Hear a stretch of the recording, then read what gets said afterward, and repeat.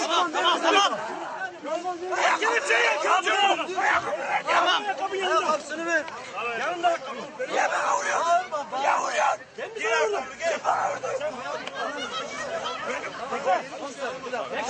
Bırak. Kır o zaman. Eşek söz kır. Eşeklik mi yapıyor? Bize yüksek vuruyor. Arkadaşının yanına gidiyorsun. Ya gel çek. Dön.